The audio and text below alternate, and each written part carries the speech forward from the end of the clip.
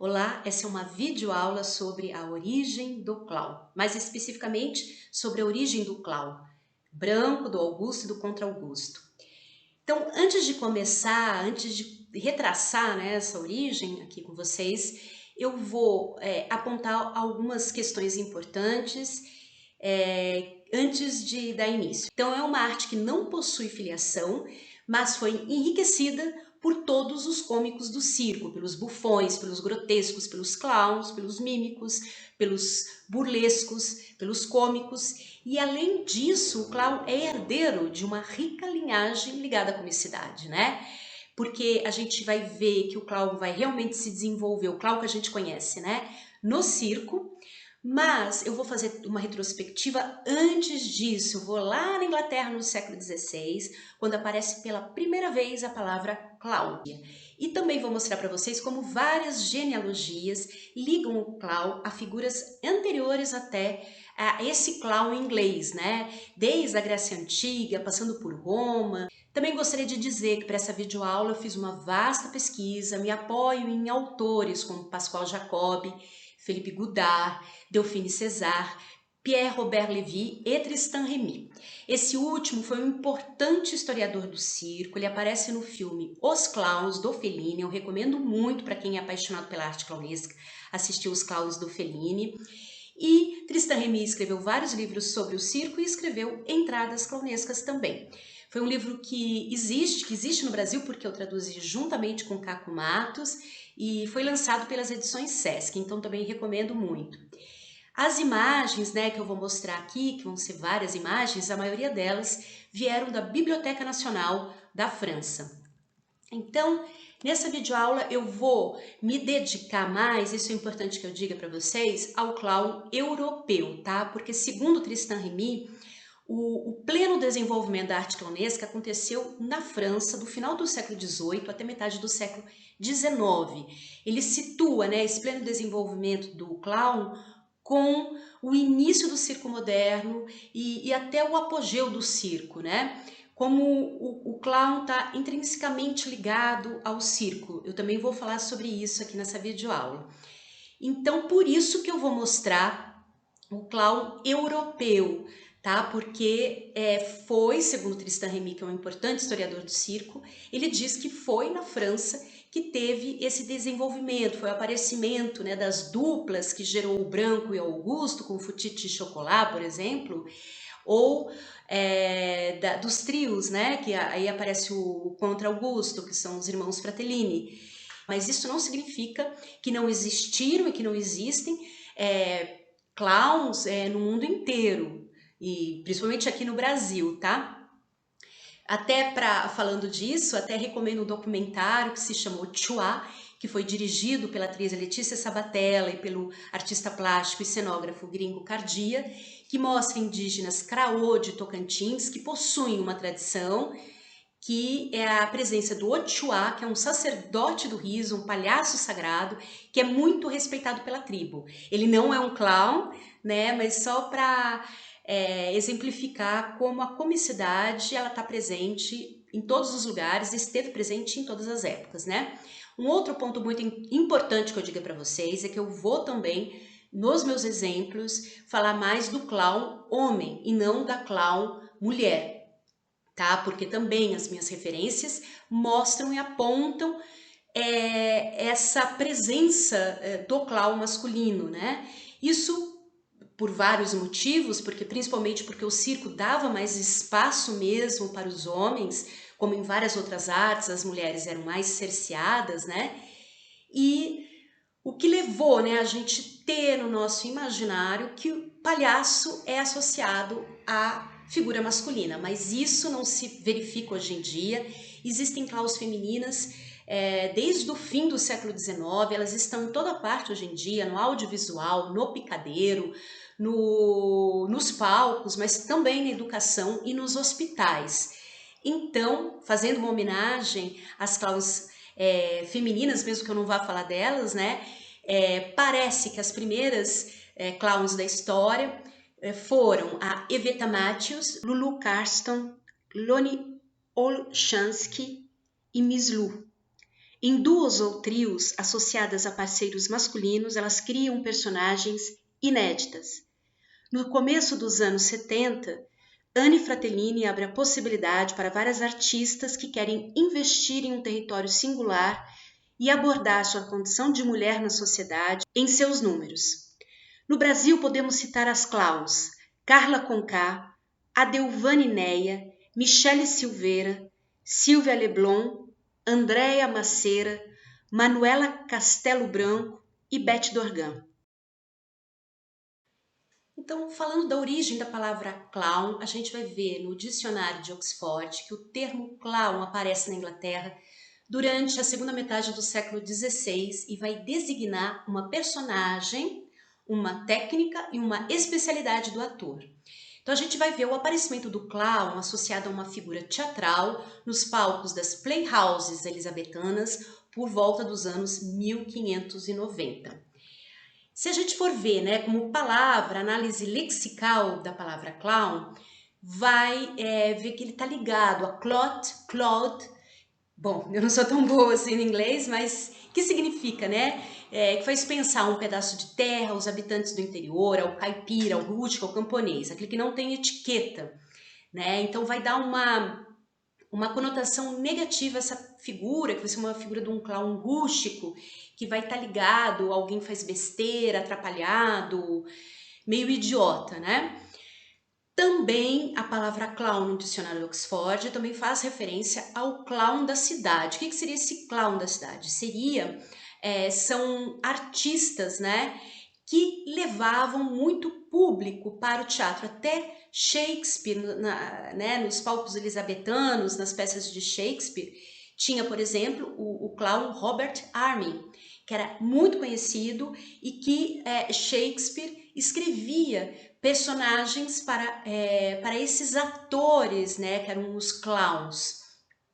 São atores muito conhecidos e que vão atrair muitos espectadores, como Richard Tarton e Robert Armin, como eu falei para vocês. E também vai designar uma técnica de ator, que é diferente da técnica do ator elisabetano. Richard Tarton é identificado como sendo o primeiro clown de teatro.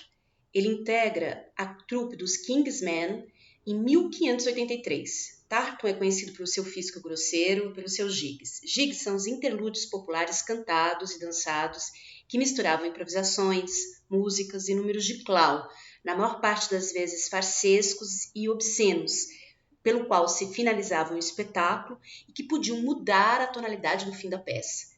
O clown Tarton interpreta o camponês que foi morar na cidade, que tem um olhar distanciado sobre a vida da cidade. Ele encarna, assim, os dois sentidos do termo clown, o rústico e o ator conhecido. Robert Armin começa sua carreira com Tarton e se torna o clown principal dos palcos shakespearianos em 1599 e 1600. Com Armin, o clown se torna uma figura mais sutil, o espírito prevalecendo sobre o corpo. Entre os atores principais de Shakespeare, ele interpreta as personagens dos loucos sábios, mas excelente cantor e autor, contribuindo em fazer evoluir o clown para personagens de loucos mais intelectuais, onde o jogo de palavras e de espírito prevalecem sobre a acrobacia física. Então, no século XVI, na Inglaterra, a gente vai ver uma diferença entre o clown e o bobo, né, da corte, que é o fool. Então, tudo que é rústico ligado ao clown, tudo que é refinado ao bobo da corte. O clown é um camponês, enquanto o bobo ele vai ser da cidade, o clown vai ser o corpo, enquanto o bobo é o espírito. Né? Os tipos da futura comédia clownesca do século XIX já estão presentes ali, né, no teatro elisabetano nesse sentido, né? Então, os títulos das obras escritas para os clowns elisabetanos, assim que as obras críticas e históricas que exploram a figura do clown na época elisabetana revelam uma mistura entre o fool, o jester, que é o bufão, e o clown. Essa mistura ela vai traduzir a porosidade dos limites quando falamos do clown, né? Entre personagem e ator e entre as diferentes figuras e modos cômicos que o clown parece catalisar. Mas existe um antes dessa figura, desse clown do século XVI, né? Várias genealogias do clown vão ligar o clown a figuras ainda anteriores a isso, como no ramo europeu ocidental, são citados, entre outros, Brômios, o truculento, uma das manifestações de Dioniso, os atores do drama satírico, os servidores transgressivos das comédias de Aristófanes, as máscaras das atelanas romanas e os servidores das comédias de Plauto, os protagonistas das festas rituais de inversão e de carnaval, os idiotas, as personagens das sotis das peças medievais francesas, os bufões e os personagens das farsas, os bobos da corte, os fools, os bobos do palco, os diabos dos mistérios e moralidades medievais e da Renascença e seu serviçal, o vício. Existem certos paralelos também com o Zani, da comédia dell'arte, ou ainda com Arlequim, cuja função cômica e o estatuto de servidores os tornam primos do clown. Mas fixar essa genealogia ascendente do clown, várias vezes relatada, suporia que pudéssemos estabelecer com certeza as filiações linguísticas ou formais, o que se revela delicado. Tem alguns que ligam o clown aos bufões, sem dúvida pelo grotesco, pelo ridículo dos números e pelo travestimento, né, codificado que produz o riso durante o carnaval, que é onde a gente, no carnaval, né, a gente pode passar por cima das regras, das proibições, a gente se fingir de louco. E também tem pessoas que associam o clown ao bobo da corte, porque é aquele que pode dizer alto o que todos devem calar. Então agora a gente vai fazer um salto, vai lá para o final do século XVIII para poder falar da origem do clown. Para falar da origem do clown, a gente vai ter que falar de circo. Então eu vou explicar rapidamente o surgimento do circo moderno, tá? E porque foi o lugar que permitiu ao clown se desenvolver plenamente.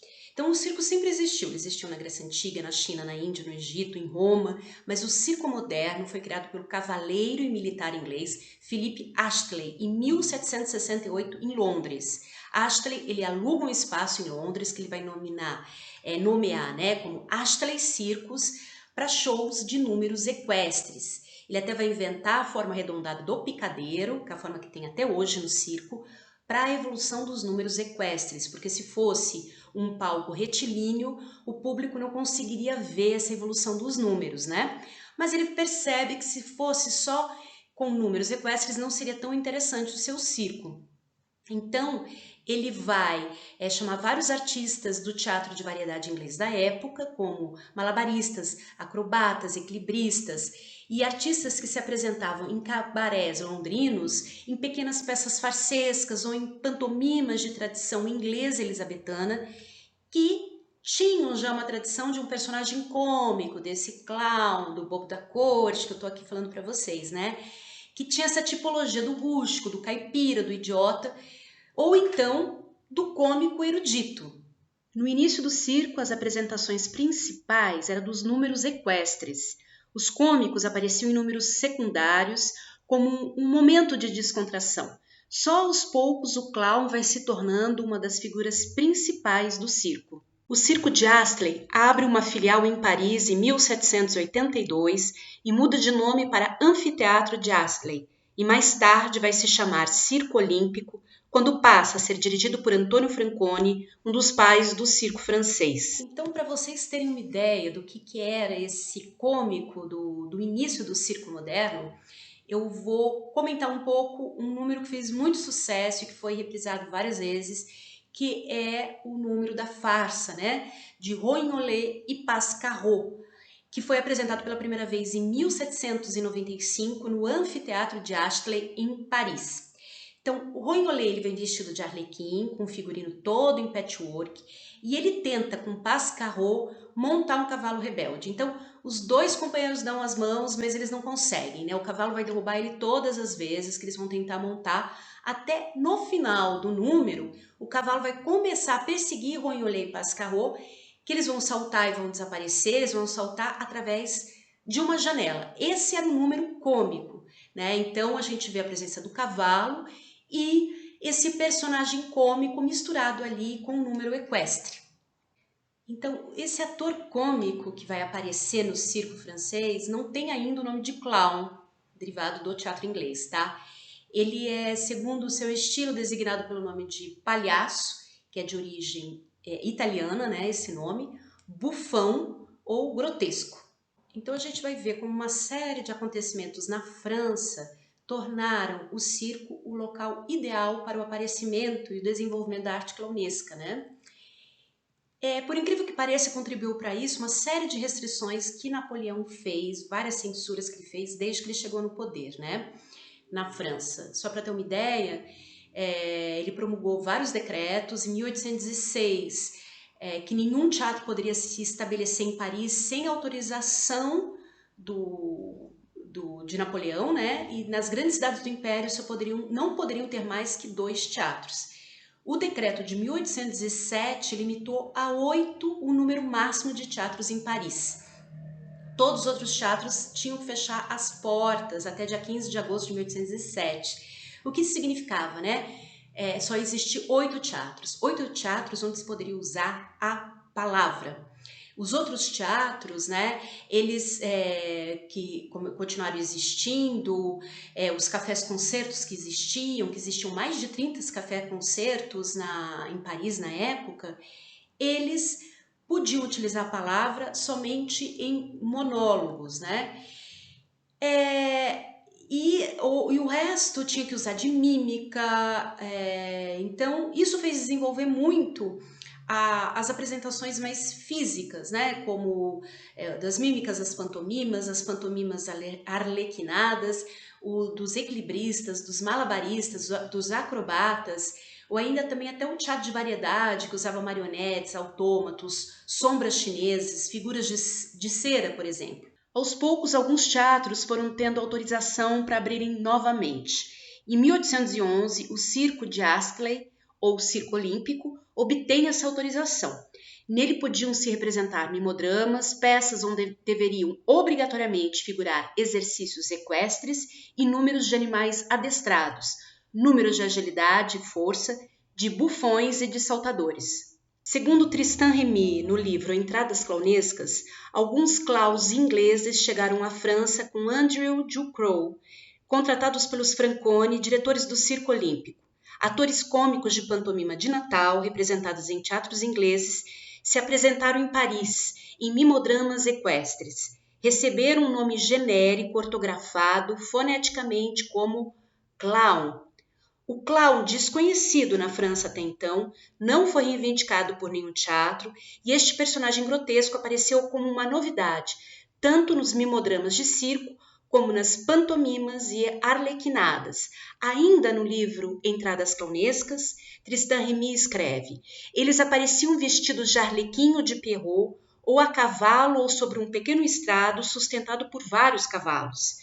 É verdade que estrangeiros, falando pouco ou mal francês, trabalhando como figurantes quando acompanhavam o mestre de equitação no picadeiro, intervindo durante o espetáculo como saltadores e acrobatas, os grotescos não podiam ser considerados como concorrentes pelos atores. Então, o clown, que é um personagem novo, ele não vai incomodar nenhum teatro, não vai desrespeitar nenhum decreto de Napoleão, porque ele vai ser um artista diferente, né, que está surgindo, uma arte diferente, né? Então, as saudações que ele vai dirigir à Amazônia foram meio para o clown também, já que podia utilizar palavras, né? Uma só pessoa falando, como se fosse um monólogo. Ele utilizava essas palavras que eram mais interjeições ou frases repetidas. Foi uma outra maneira também dele aparecer em público, não apenas saltando, fazendo acrobacia ou brincadeiras. Ainda em entradas clownescas. Rapidamente, os artistas de agilidade dos espetáculos de saltimbancos e de circos se apropriam e se fazem passar por clowns ingleses. Todo cômico, qualquer que seja o veículo de seus números, saltador, equilibrista, malabarista, se ele diverte ou surpreende a plateia, é batizado de clown. E aqueles que eram conhecidos pelo nome de grotescos devem trocar de nome para atrair a plateia e forçar o sucesso. Claude Gontard, que era o maior grotesco francês, transforma-se nos cartazes no clown do Circo Olímpico J.B. Auriol.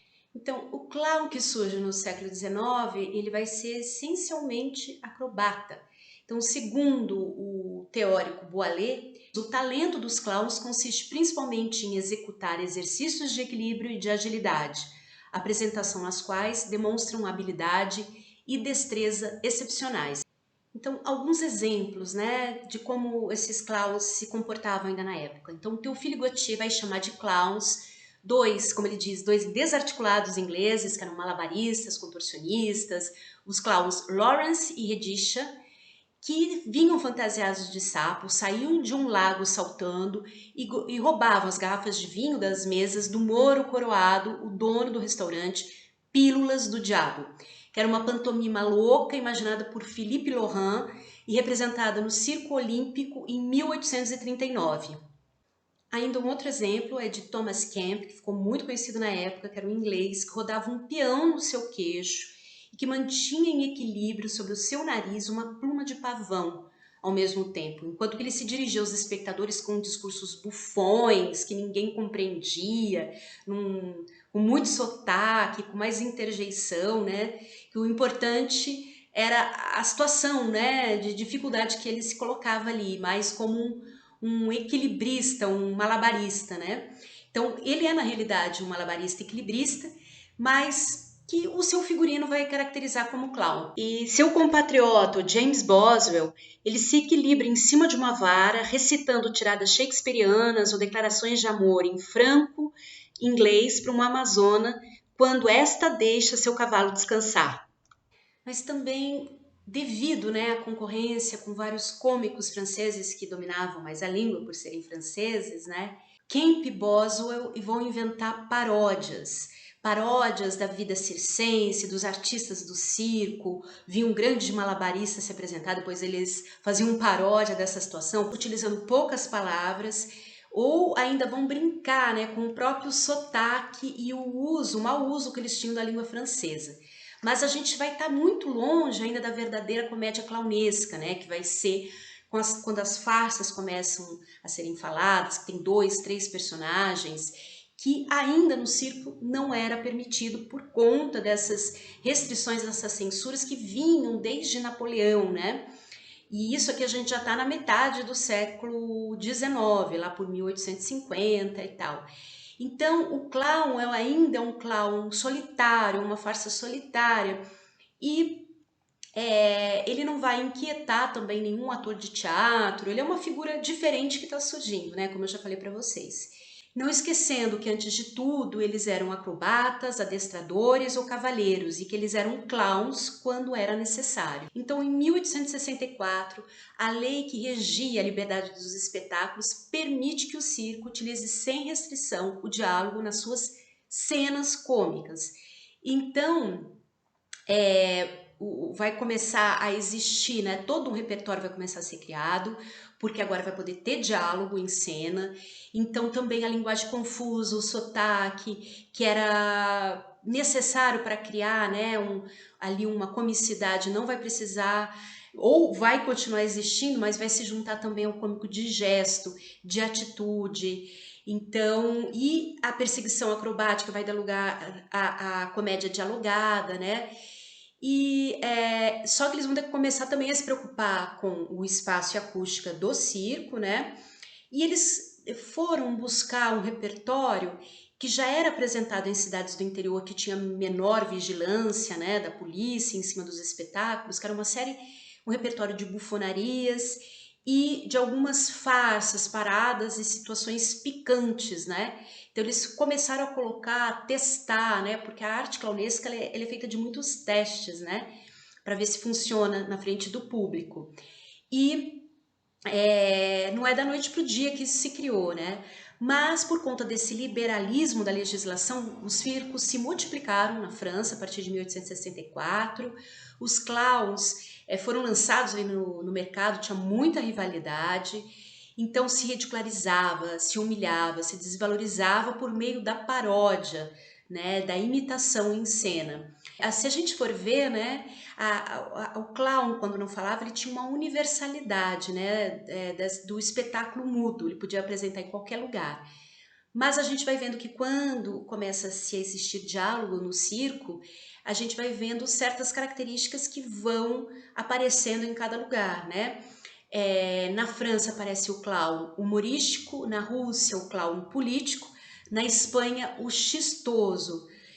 E isso vai assim demorar 100 anos, né, para se criar um verdadeiro repertório clownesco. Isso de lá por 1860 e pouco a 1950, que é o apogeu do circo e da arte clownesca, né? Durante os últimos 15 anos do século XIX, né, chegaram também da Espanha, isso quem fala é o Tristan Remy na Entradas Clownescas, chegaram da Espanha alguns cômicos que tinham se inspirado em farsas e intermédios do antigo teatro da Espanha e criando números cheios de fantasia. E segundo Tristan Remy, é o clown espanhol que desbancou o clown inglês que se deve às maiores descobertas do repertório clownesco.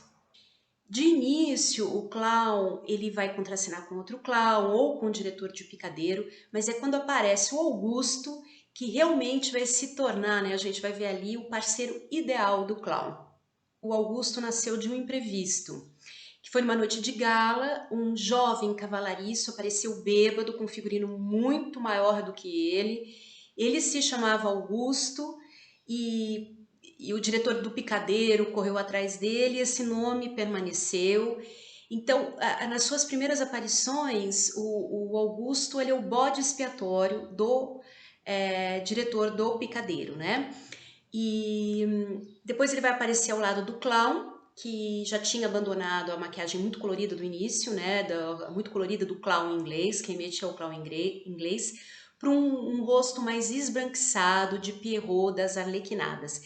De início, ele vai ser a escala desse clown, ele vai apanhar muito, aprender, né, ali com ele, mas depois ele vai tomar o protagonismo da cena, né? Ele vai se tornar o bufão e ele é que vai comandar o jogo e o clown vai ficar no lugar de escada. Da dualidade em cena que existe entre o clown branco e o Augusto, os Fratellini vão inventar um terceiro elemento, o contra-Augusto, que vai ser representado por Albert Fratellini, tendo no trio o Augusto representado por Paul e o clown branco pelo François. Então, com a invenção do contra-Augusto desse terceiro elemento, muito mais ações e reviravoltas são possíveis nas entradas, né? Alfred Simon, o autor do livro Planeta dos Clowns, vai explicar o que seria esse contra-Augusto. Ele diz que é este monstro que todo homem carrega dentro de si, que é feio, disforme, inconveniente e besta vontade, insinuando em cada espectador o medo e a fascinação de tal animalidade fantástica inerente ao nosso eu primitivo.